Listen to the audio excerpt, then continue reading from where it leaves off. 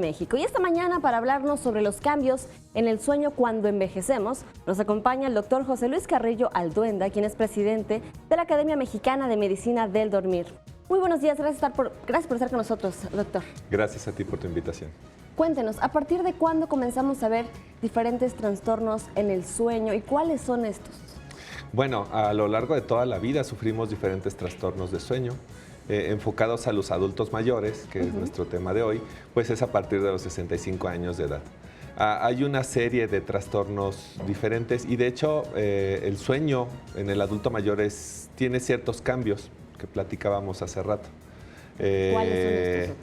Un adulto mayor tiene una menor capacidad para quedarse dormido. Entonces tarda más en iniciar el sueño y sus despertares son más frecuentes. O sea, podríamos decir que tiene un sueño más superficial, más ligero, de menor calidad. Eso puede dar la falsa impresión de que un adulto mayor duerme menos y no es así, ¿no? Un adulto mayor duerme la misma cantidad de horas que un adulto joven. ¿Cuántas horas son?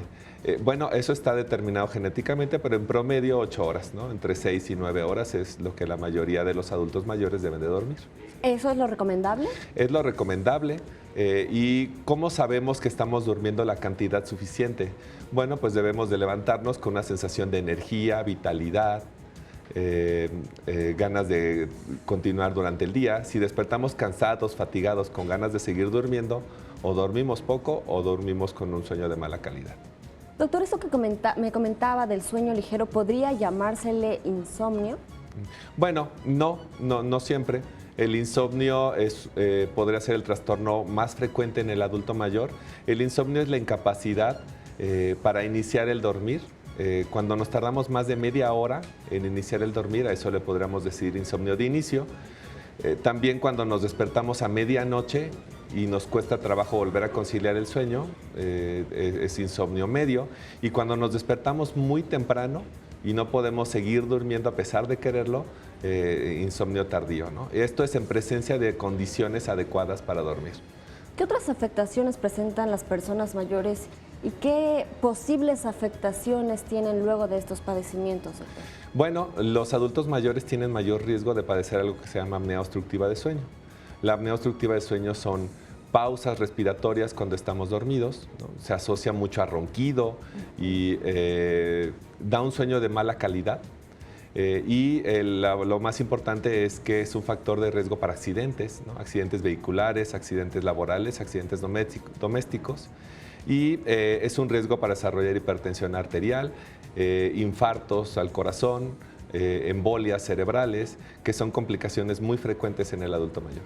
¿Cómo prevenir estas afectaciones y cómo podemos ayudar a nuestros adultos mayores? Bueno, si nuestro adulto mayor ronca, alguien lo ha visto, si se ahoga, deja de respirar cuando está dormido y se despierta al otro día con la sensación de cansancio, fatiga, bueno, estos podrían ser signos de apnea obstructiva de sueño y bueno, lo mejor es acudir a su médico para una valoración, ¿no?